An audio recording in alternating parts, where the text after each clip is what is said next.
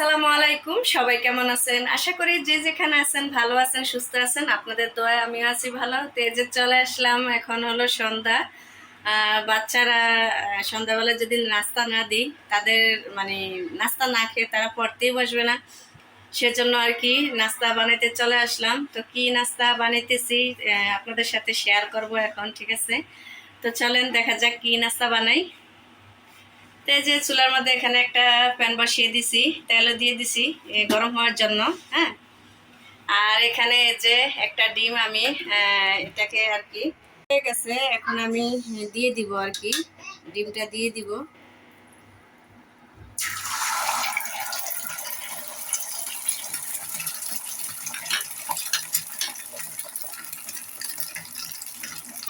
তো এই যে ডিমটা আমার ভাজা হয়ে গেছে, এখন আমি নামিয়ে নিব আর কি।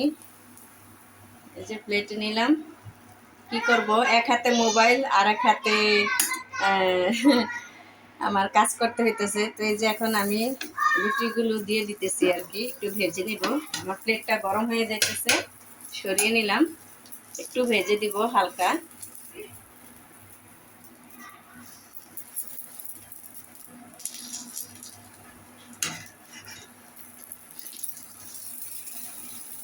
আব্বু, এরকম নাস্তা কখনো খাইছো?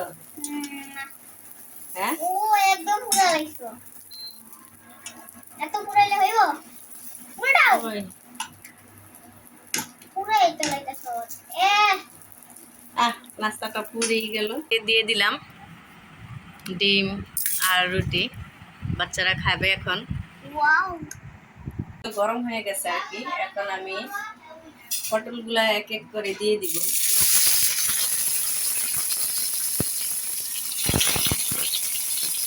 আমার ছেলে কিন্তু পটল ভাজা, কাঁকড় ভাজা ও কিন্তু খুব মজা করে খায়।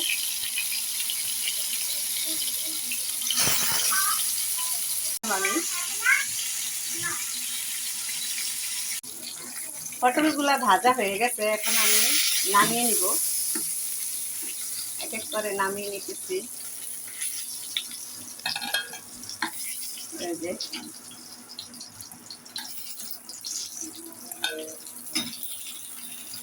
এখন আমি আলুগুলো দিয়ে দিলাম। তোমরা পড়তেছ?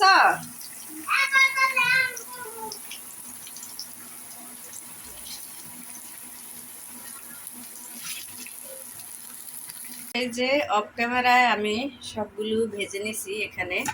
তো তেল গরম হয়ে গেছে, এখন আমি পেঁয়াজ আর কাঁচামরিচ দিয়ে দিব। কিছুক্ষণ এটা লাল লাল করে করবো আর কি, লাল লাল করে ভেজে নিব।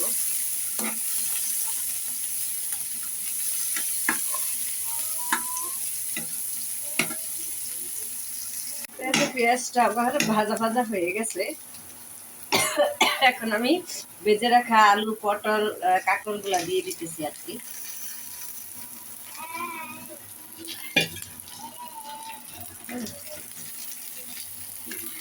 তো এটাকে আমি আরও কিছুক্ষণ ভেজে নিব আর কি।